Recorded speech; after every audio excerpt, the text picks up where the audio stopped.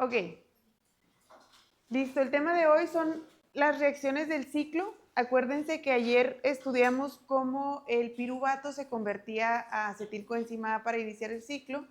Y pues ahora vamos a ver cómo a partir de la acetilcoenzima A, por las 8 reacciones del ciclo de Krebs, que es la parte 15 de su programa o de su guía de temas desglosados, pues podemos nosotros llevar a cabo lo que es el ciclo de Krebs en las células. Acuérdense que pues esta es la imagen del libro de McKee del ciclo de Krebs. Comienza con el acetilcoenzima A condensándose con el oxalacetato, y en total consta de 8 reacciones enzimáticas que ocurren en 2 fases principales.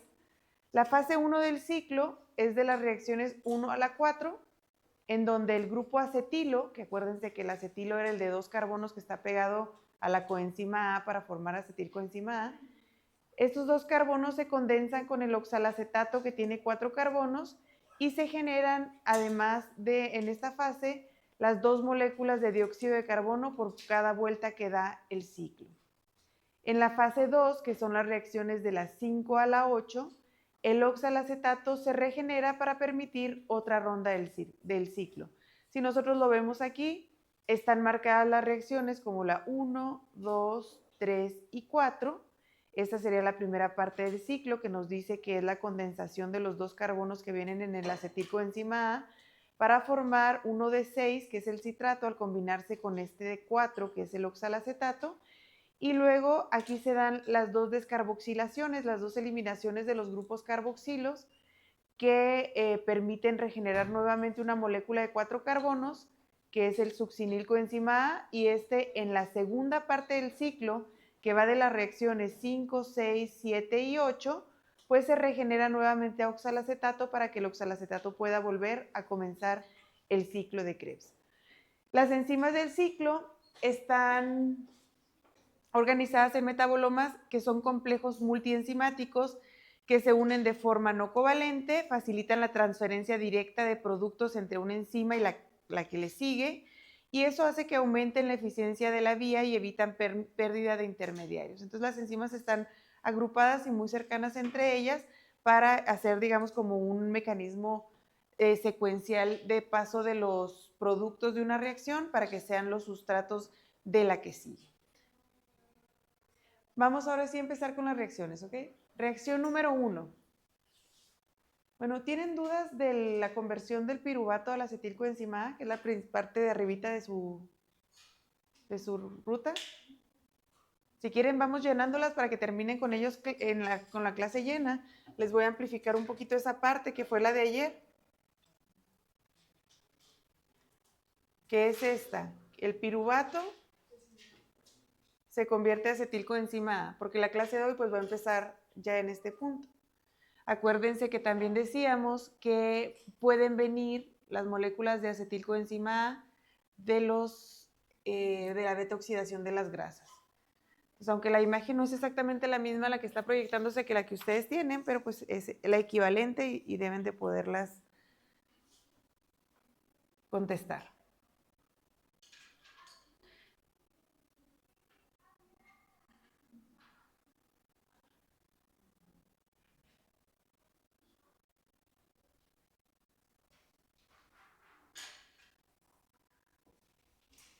Listo, ¿verdad?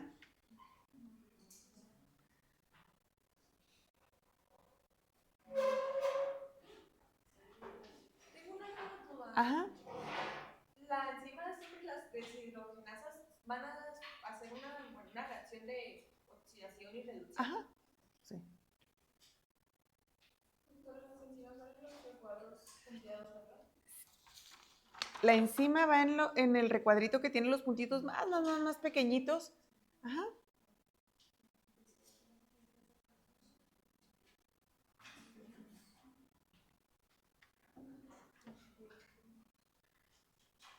Muy bien, entonces vamos con la reacción número 1.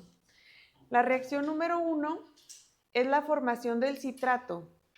Aquí se da la entrada del grupo acetilo. Yo les voy a presentar las imágenes que vienen en el libro de McKee, porque ellos visualmente nos ayudan a estarnos señalando cómo se van transfiriendo los carbonos del grupo acetilo hacia la molécula de citrato.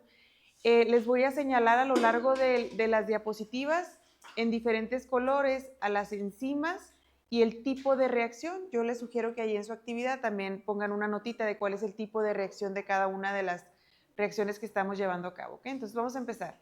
El ciclo de Krebs inicia con la condensación del grupo acetilo, que es este que está marcado en azul, de 2 carbonos, que está presente en el acetilcoenzima A, con el oxalacetato, que tiene 4 carbonos. Esta es la molécula de oxalacetato.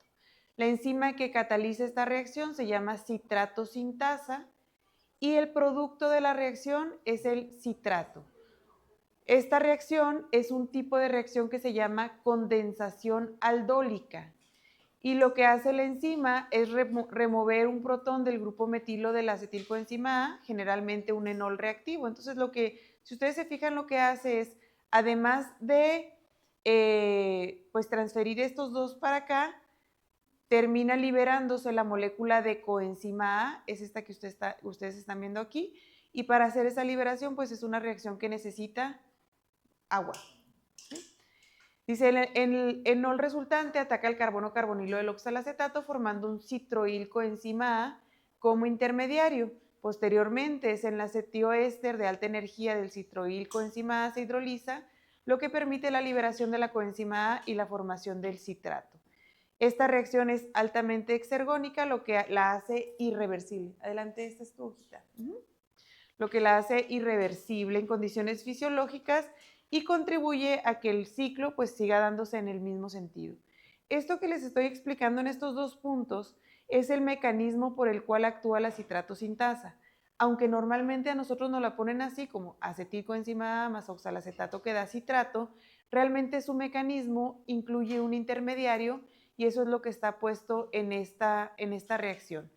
Esta reacción, si se fijan, es lo mismo, la conversión del acetilcoenzima A hacia el citrato, pero nos va diciendo paso a paso, en términos de los movimientos de los electrones en los átomos, qué es lo que permite que se unan este grupo acetilo al oxalacetato para formar el citrato.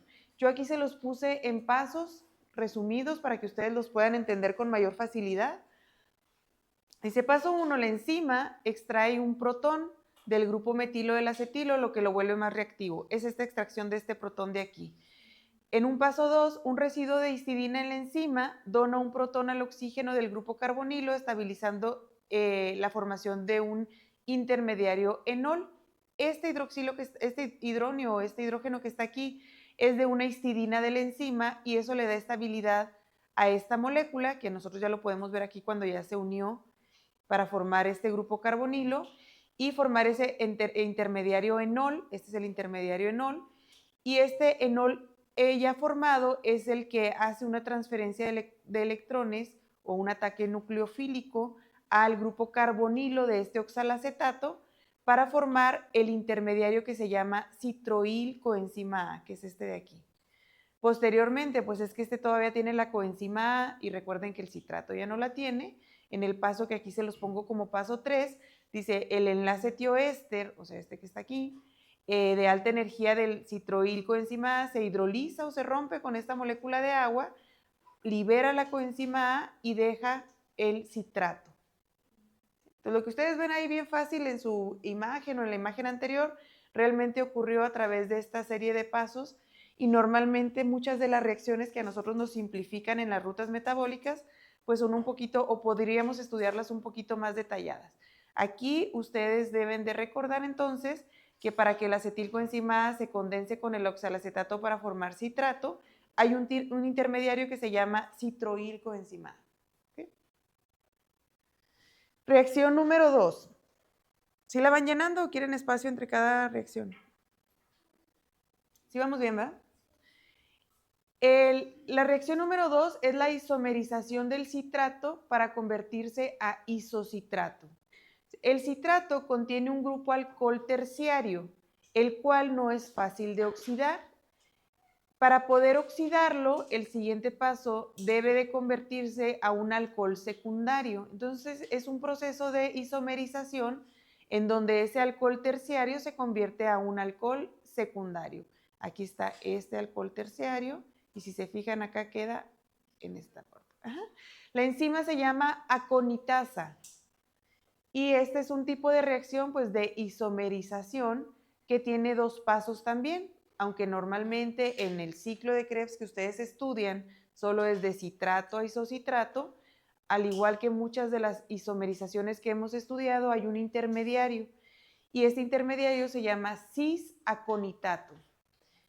Esta isomerización en estos 2 pasos incluye primero la deshidratación del citrato, miren aquí está la deshidratación del citrato, para formar el cis-aconitato, que aquí nos dice pues que tiene un doble enlace entre carbono-carbono, es este que está aquí. Y luego hay una rehidratación del cis-aconitato, en donde pues la molécula de agua se añade, pero en una posición distinta, formando el isocitrato con el alcohol secundario. Entonces sale agua y vuelve a entrar, pero se reacomodan los átomos de agua en una forma diferente o en una posición diferente para poder llevar a cabo esta reacción de isomerización. Dice, aunque esta reacción tiene una energía libre positiva, se mantiene hacia adelante porque el isocitrato, en cuanto nosotros lo formamos, rápidamente lo convertimos en, o es el sustrato de la siguiente reacción. Dice, este paso es clave porque prepara a la molécula para la primera descarboxilación oxidativa del ciclo de Krebs. O sea, aquí ya tenemos una molécula que puede ser descarboxilada y acuérdense que dijimos que en las 4 primeras reacciones del ciclo o la fase 1 se tenían que perder 2 dióxidos de carbono. Entonces aquí ya la estamos preparando para que se pierda el primer dióxido de carbono, que eso es lo que ocurre en la reacción número 3. ¿Tienes una pregunta? La deshidratación y la rehidratación serían el tipo de reacción. No, el tipo de reacción realmente es isomerización. Los tipos de reacciones se las estoy poniendo en verde. Aquí. Yo tengo una duda, sí. ¿Por qué es alcohol secundario? Por el carbono que está, mira, el carbono que lo está enlazando, a ver, déjame.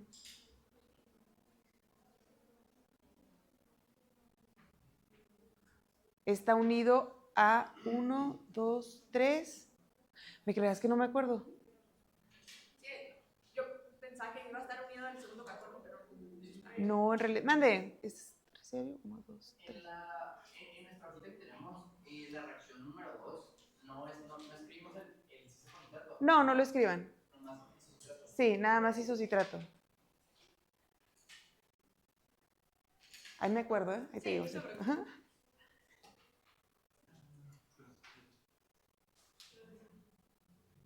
Listos, ¿verdad? Ya vamos todos en lo mismo. sí.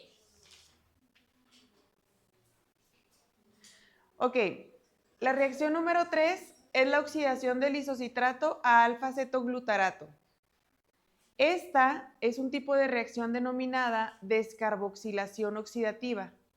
Ocurren 2 cosas, ¿verdad? Pues se descarboxila, pierde su primer dióxido de carbono y también la molécula se oxida. El isocitrato se oxida por acción de una enzima que se llama isocitrato deshidrogenasa. Y esto, aunque ustedes también nada más lo ven en su ciclo como un solo paso, en realidad ocurre en 3 pasos.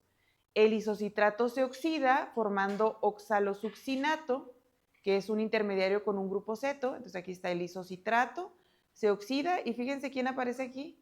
Aparece la molécula de NAD, porque en las reacciones de óxido-reducción tiene que haber alguien que acepte los electrones. Esta es la primera molécula de NAD reducido que se produce en el ciclo de Krebs y se forma este oxalosuccinato que es un intermediario.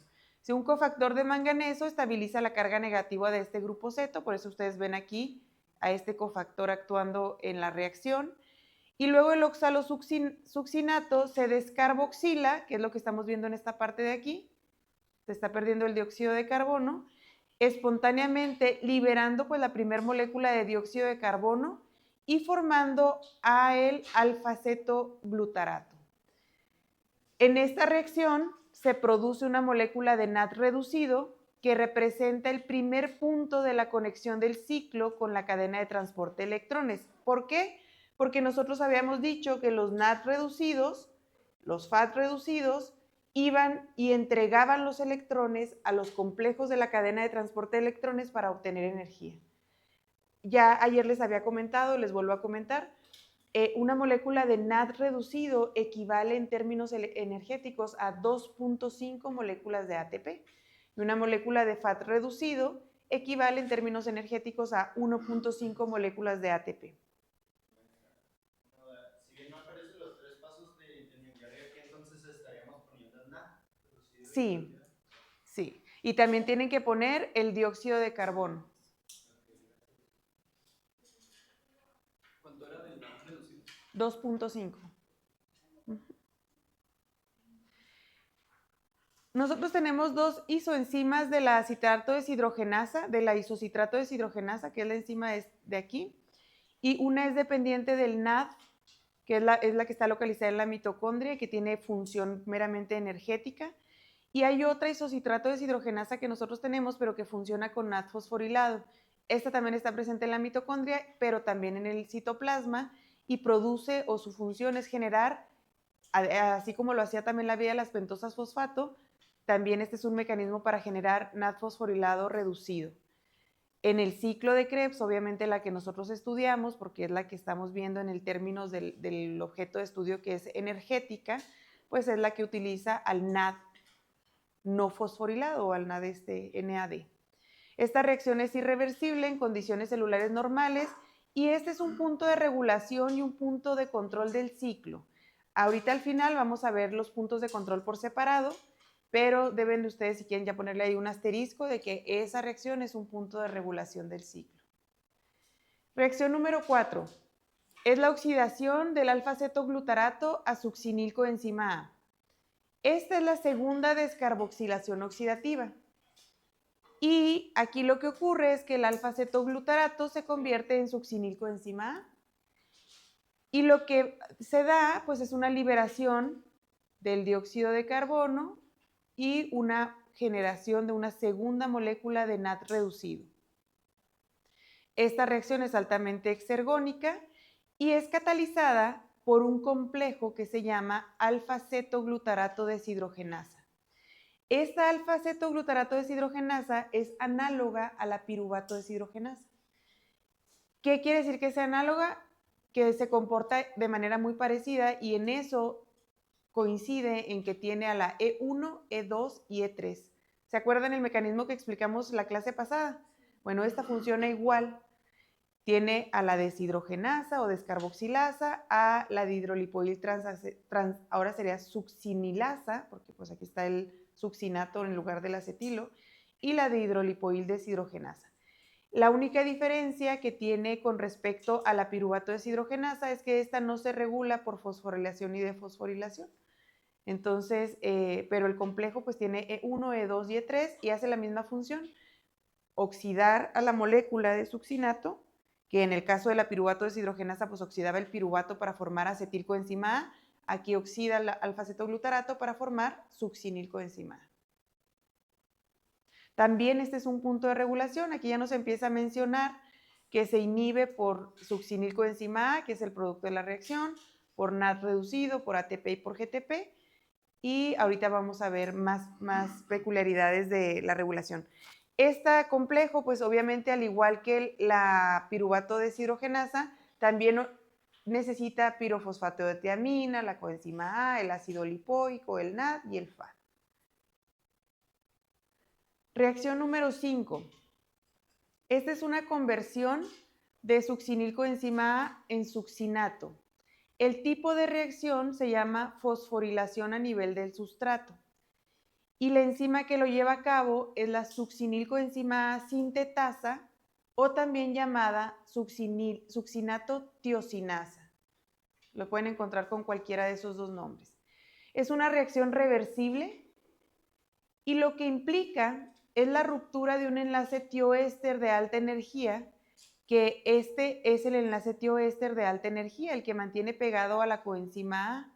Y cuando se rompe este enlace tioéster de alta energía, la energía liberada, la enzima la aprovecha para poder unir un GDP a un fosfato y formar GTP.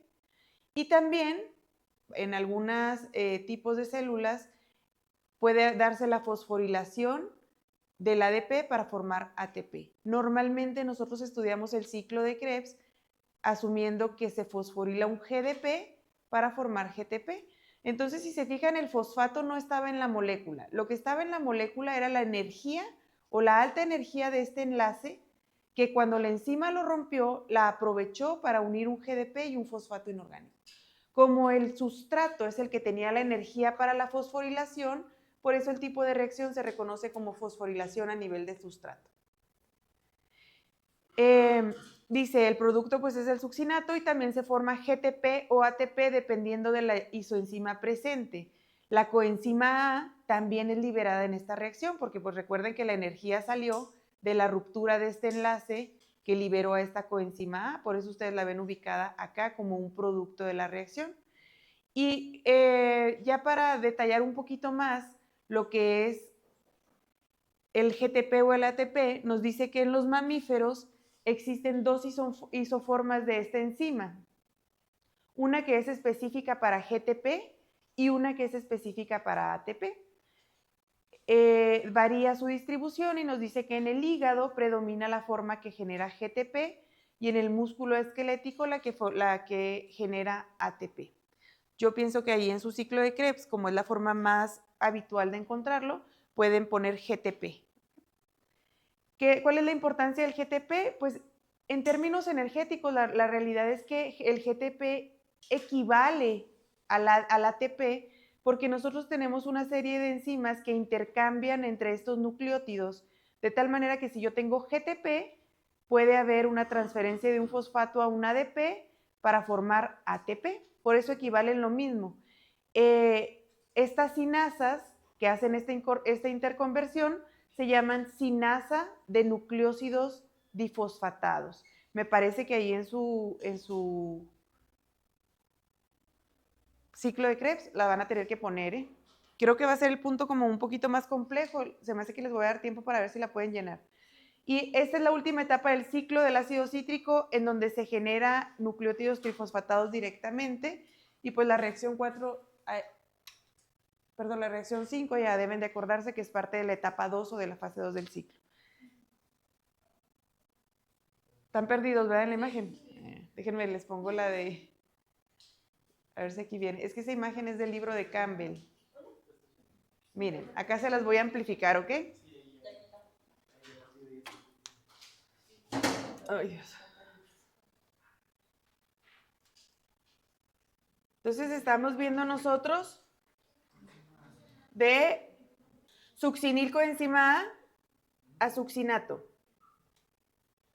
No recuerdo cómo está en su imagen, pero aquí deben de encontrar que la coenzima A se elimina, pero esa misma coenzima A es la que se usó en la reacción previa para que el alfa-cetoglutarato se convirtiera en succinilcoenzima A. Déjenme nomás voy las dos. Sí está así recirculada ahí también, ¿verdad? Sí, perfecto. Esta de aquí. No, esta de aquí.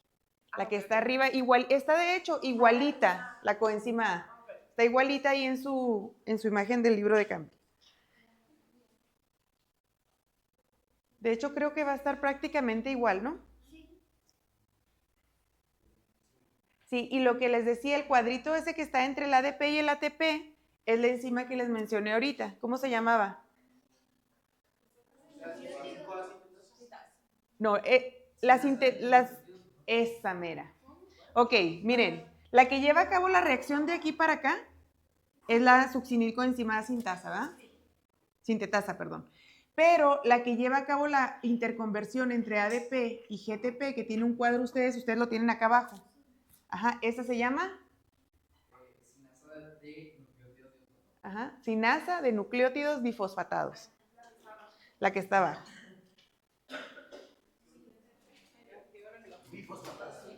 Sinasa de nucleótidos difosfatados. Sí, es lo mismo. Difosfatado. No, sinasa de nucleótidos difosfatada. Difosfatados. Sí. Mande. No, si está bien. Y acá lo que tienes es GDP, que se produce a GTP. Y aquí cuando se combina con el ADP, te vuelve a dar ATP y te regenera el GDP. Y aquí hay un fosfato. GDP, GTP. Ajá. El fosfato. Sí. Y aquí la enzima. El nombre de la enzima, pero de la reacción que estamos viendo ahorita, que es la succinilcoenzima sintetasa. Si alguien ya la terminó, puede mandar una fotito así para los que no la han completado al chat del grupo para que la puedan completar, porque veo que algunos no las han completado, ¿eh?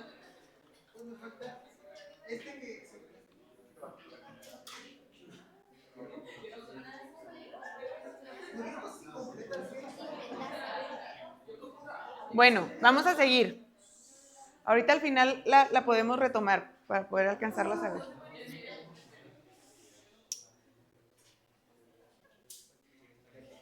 Otra opción es, en su plataforma tienen los libros en electrónico. Ahí tienen el libro de Campbell en su versión en inglés. Ahí está exactamente esa imagen y con esa la pueden corroborar ya al final, ¿ok?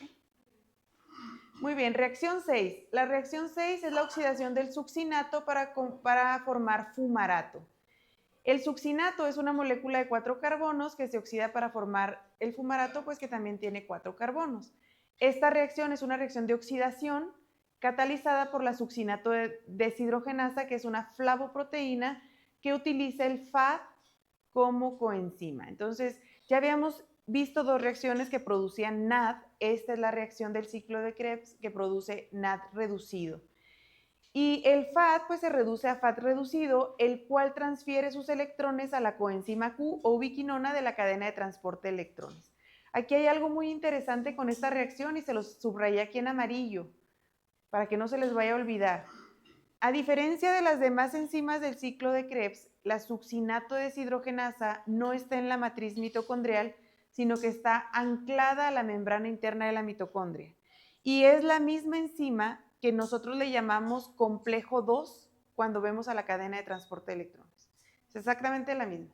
Pues ya en la clase que sigue, creo que es, no, la que sigue, vamos a ver complejo 2, también llamado succinato deshidrogenasa. No es que sea dos rutas diferentes, sino que en esta parte converge esta enzima del ciclo de Krebs con el complejo 2 que es de la cadena de transporte de electrones. Tiene 4 subunidades, la A, la B, la C y la D, y pues cada una de ellas tienen su función. La A se une al succinato y al FAD covalente. La B tiene centros de hierro y azufre que transportan electrones. Y la C y la D tienen subunidades hidrofóbicas que fijan a la enzima de la membrana. Esto lo vamos a ver con más detalle ya que veamos, que lo estudiemos como el complejo 2 de la cadena de transporte de electrones. Y esta enzima pues se activa por succinato, por ATP, por fosfato y se inhibe por oxalacetato y malonato, que el malonato es un análogo del succinato. No es como tal un punto de regulación, pero sí tiene mecanismos de activación y de inhibición. Y pues aquí está la reacción, muy fácil, de succinato más el FAD, fumarato, y nos da el FAD reducido. Reacción número 7. En esta reacción, el fumarato se convierte en L-malato por medio de una reacción que es una hidratación reversible.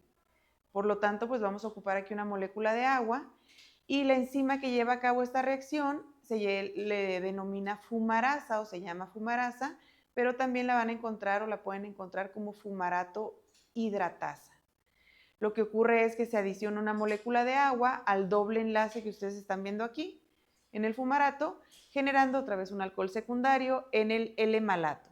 La reacción es estereoespecífica, solo se forma el isómero L-malato y no la mezcla racémica. Acuérdense que la mezcla racémica es cuando tenemos una combinación de la configuración L y D de las moléculas. Entonces aquí siempre se va a formar la configuración L. Esta reacción prepara al malato para su posterior oxidación en la siguiente etapa del ciclo. Entonces, ya vamos en el malato. Aquí deben de tener ustedes la presencia o la flechita para que pueda entrar el agua ahí a la reacción de hidratación y que se lleve la reacción número 8 y la última del ciclo, que es la oxidación del malato para la regeneración del oxalacetato. Aquí la enzima se llama malato deshidrogenasa. Cataliza la oxidación del L-malato para formar oxalacetato. Es una reacción pues obviamente de oxidación y el agente que acepta los electrones que pierde el malato es la tercera molécula de NAD que participa en el ciclo para formar NAD reducido. Esta reacción es altamente endergónica en condiciones estándar y a pesar de que tiene un delta G positivo, la reacción va hacia adelante porque la célula utiliza rápidamente el oxalacetato, entonces no le da, digamos, tiempo de venirse para acá. Obviamente, si la célula lo requiere, lo puede hacer. De hecho, nosotros esta reacción ya la revisamos. ¿Quién se acuerda en dónde? Esta mera, la de la malato deshidrogenasa. Quien se acuerde le doy décimas en su examen. No, ¿en cuál ruta metabólica la vimos? Gluconeogénesis, ¿pero en qué parte? Ah, eso es casi como adivinarle. Bueno, se los voy a decir. ¿Se acuerdan que en la gluconeogénesis les puse una imagen en donde les decía que el oxalacetato no podía atravesar la membrana de la matriz para convertirse en fosfonol piruvato? Ok, ahí se tenía que convertir a malato y luego el malato salía y luego el malato se reconvertía a oxalacetato. Era esta misma reacción, era esta misma enzima. ¿Es la misma enzima? Sí, es la misma enzima. ¿Cómo? Sí. Sí, para que pudiera salir de la mitocondria. Porque no puede salir el oxalacetato. Sí, muy bien. Entonces estas son las 8 reacciones del ciclo y pues aquí ya volvemos a tener el oxalacetato para que pueda darse la regeneración que aquí nosotros vemos para volver a formar nuevas moléculas de citrato. Ok, ahora vamos a ver lo que es la regulación del ciclo de Krebs. Y pues lo que hace la regulación, obviamente, es asegurar un equilibrio entre lo que demanda la célula en términos de energética y las necesidades biosintéticas. ¿Por qué? Porque yo ayer ya les había comentado, y mañana lo vamos a ver con mucha más profundidad, que el ciclo de Krebs no es como tal catabólico ni anabólico, sino que es anfibólico y que podemos obtener energía gracias a él, porque es lo que estamos revisando en esta clase, pero también sus intermediarios pueden ser los precursores de muchas otras moléculas. Por eso también nos lo menciona como su participación en reacciones biosintéticas. Entonces, tiene que estar regulado porque tenemos que tener un equilibrio en donde no siempre voy a estarlo utilizando para generar energía, sino que si la célula está en anabolismo, pues pueda funcionar también para el anabolismo. Las enzimas reguladas son citrato sintasa, isocitrato deshidrogenasa y alfa-cetoglutarato deshidrogenasa. ¿De qué depende su regulación? Pues de la disponibilidad de sustratos, de la inhibición por producto y de la activación por calcio mitocondrial. Y acá, esta es una imagen que resume los puntos de regulación, algunos de ellos, pero lo que ustedes van a encontrar, y que es lo que yo quiero que ustedes completen ahí en su mapa, es que los 3 libros, que es el Ferrier, el McKee y el Campbell, coinciden obviamente en algunos de los reguladores, pero entre los 3 se complementan en los esquemas que presentan. Entonces yo les voy a presentar los esquemas de los 3 ahorita al final, para que ustedes ahí en su esquema complementen todas las moléculas que activan o que inhiben. En las imágenes de McKee ustedes los van a encontrar así un puntito rojo. ¿Qué querrá decir el puntito rojo? Pero regulación, ¿qué? ¿Positiva o negativa? Negativa. Negativa. ¿Y el verde? Positiva. Entonces estas son las moléculas que, digamos, activan esta enzima y estas son las que la inhiben. Y así para cada uno de estos puntos, pero me voy a ir de uno por uno. Y luego les voy a estar así intercalando las imágenes que trae Ferrier y también Campbell. Vamos a hablar de la citrato sintasa. Esta reacción o la citrato sintasa, acuérdense que cataliza la condensación del oxalacetato con el acetilcoenzima A para formar citrato. No tiene como tal reguladores alostéricos en las eucariotas, pero depende de su disponibilidad en los sustratos, especialmente el oxalacetato, y del índice NAD y NAD reducido y NAD positivo o NAD oxidado bajo, que favorece la formación del oxalacetato. Y su producto o su molécula que la regula, y que creo que es la que ustedes deben de poner ahí en su manual, es el producto de la reacción. El citrato tiene la capacidad de inhibir a la enzima. Quiere decir que cuando nosotros tenemos mucho citrato, podemos inhibir y bloquear que se vuelva a dar esta condensación. Entonces vamos a dejarle aquí en citrato. Ustedes pueden ponerle con rojo o con azul, nada más sí mencionen cuál molécula es la que la está inhibiendo, y estamos hablando aquí de la citrato sintasa. Sí, como ustedes lo entiendan en sus apuntes. Ahora, segunda enzima regulada, isocitrato deshidrogenasa. Acuérdense que es la que convierte el isocitrato en alfa-cetoglutarato. Y aquí nos dice, este texto es de McKee, esta es la imagen de Ferrier, y luego los vamos a complementar con los del Campbell, ¿ok?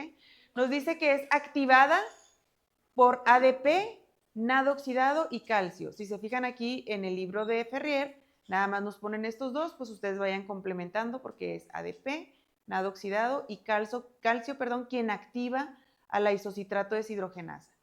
¿Y quién lo inhibe? ATP y NAD reducido. Al menos McKee y Ferrier sí coinciden en esa parte. Ahorita lo complementamos con el de Campbell. Dice, el citrato acumulado sale al citoplasma y se convierte en acetilcoenzima y en oxalacetato y favorece la síntesis de ácidos grasos. Cuando nosotros tenemos una alta cantidad de ATP y que la célula dice, no, pues es que yo ya no necesito más energía, esta enzima se bloquea y el isocitrato se acumula y empieza a revertir su reacción de isomerización y a convertirse en citrato. Y el citrato sale de la mitocondria y empieza la biosíntesis de ácidos grasos.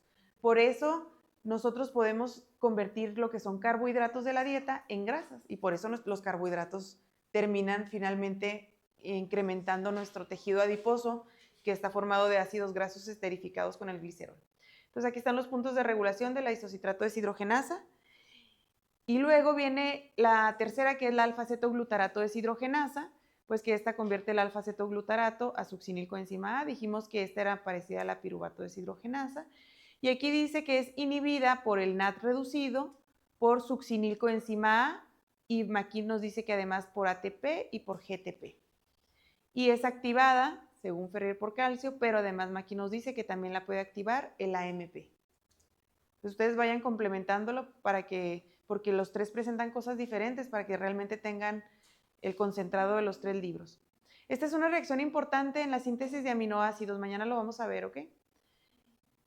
Y es el tercer punto de regulación. Obviamente al ciclo de Krebs le conviene regularse en las primeras reacciones. Ya de no mucho serviría regularse en las últimas si ya estuvo descarboxilando y estuvo produciendo moléculas de NAD reducido. Entonces los puntos de regulación son en su fase 1, digamos, entre las primeras 4 reacciones.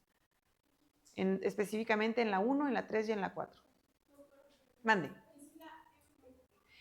El AMP es la molécula que deriva del ATP. Haz de cuenta, el ATP es adenosil trifosfato. El AMP es adenosil monofosfato. Esa ademonofosfato, cada vez que tú le agregas un fosfato más para que sea ADP y luego ATP, esos son de alta energía. Los fosfatos que se adhieren a través de ese enlace son enlaces de alta energía. El AMP ya no tiene enlaces de alta energía que se puedan utilizar en la célula.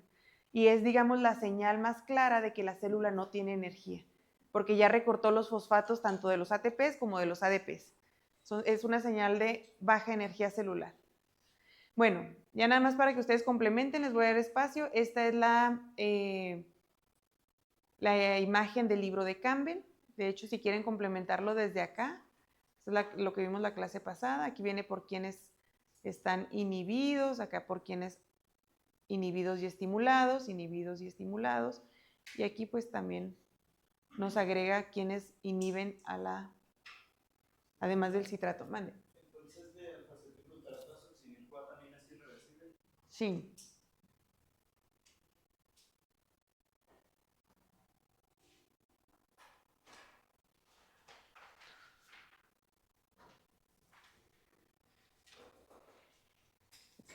Esa es la de Campbell. Y luego aquí está nuevamente la de McKee, que la de McKee ya la fuimos revisando con el texto. También si quieren complementar esta de acá de piruvato a acetilcoenzima, también tiene moléculas que la inhiben y moléculas que la activan. Salud. Y finalmente esta, que es la del libro de Ferrier. También tiene sus inhibidores, sus activadores, inhibidores.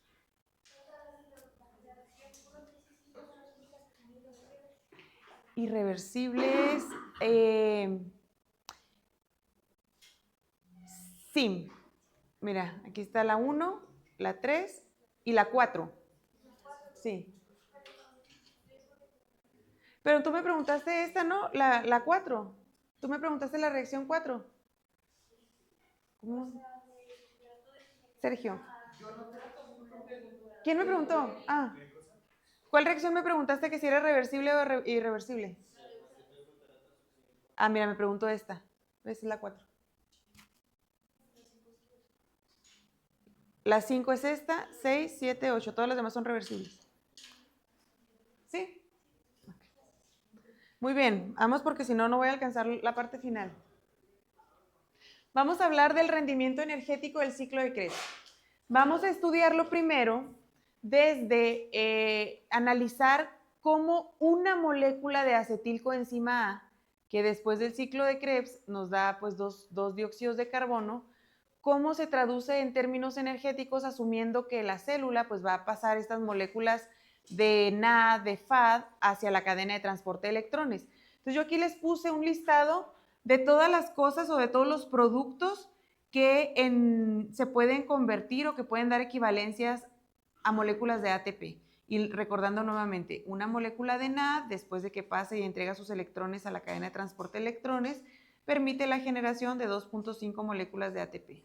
Una de FAD, 1.5, una de GTP equivale a una de ATP y el ATP pues equivale al ATP, ¿verdad? Vamos a checar, pongan atención, esto es importante, la vuelta del ciclo partiendo del acetilcoenzima A, ¿ok? No vamos a considerar esto.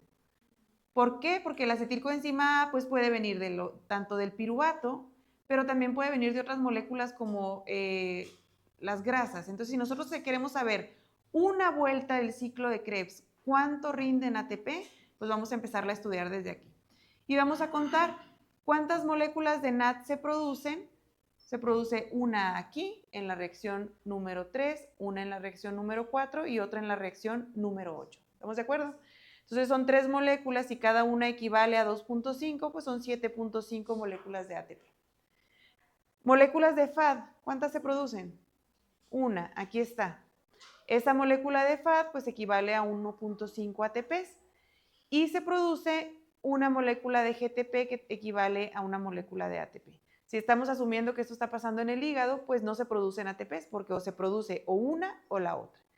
En total, por cada molécula de acetilcoenzima A, si yo sumo estos ATPs, el ciclo de Krebs me da 10 ATPs por cada molécula de 2 carbonos. ¿Ok?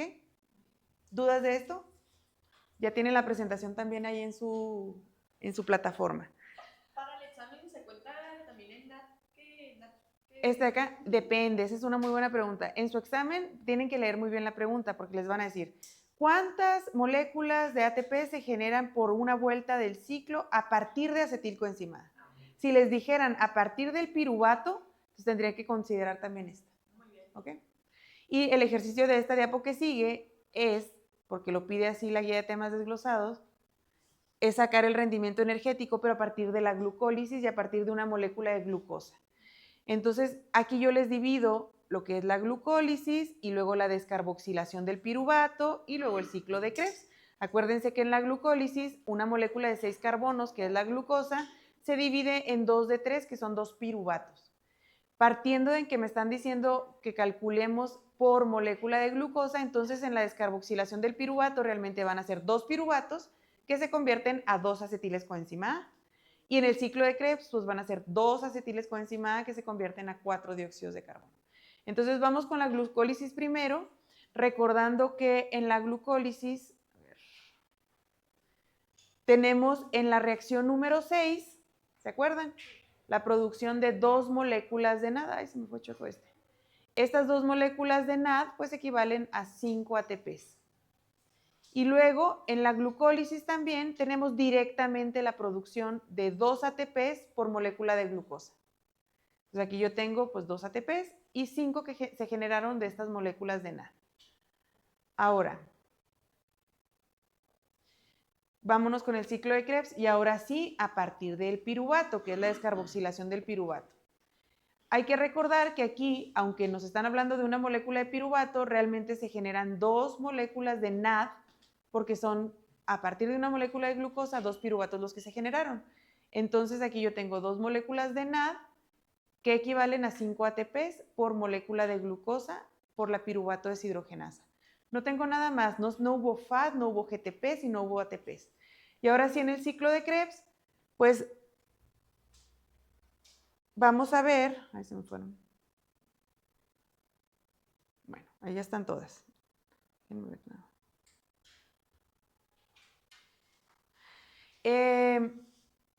Si hablamos de las moléculas de NAD, pues hay que recordar que son estas 3, pero por 2, porque tiene que dar 2 vueltas el ciclo por molécula de glucosa, por lo tanto son 6 moléculas de NAD que equivalen a 15 ATPs.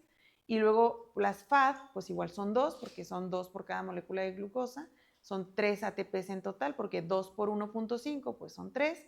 Y luego en el GTP, pues son 2, y esos equivalen a 2 ATPs. Si nosotros sumamos los NAD totales por molécula de glucosa, estos NAD que fueron 2, 2 y 6, o sea 10, me van a generar en total 25 ATPs. Y luego de FAD, pues nada más los del ciclo de Krebs, que me van a ser equivalentes a 3 moléculas de ATP.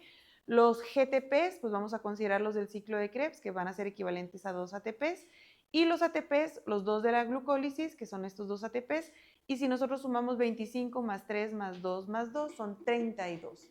Los famosos 32 moléculas de ATP que nosotros leemos en los libros, a los cuales equivale una molécula de glucosa en términos energéticos. ¿Preguntas?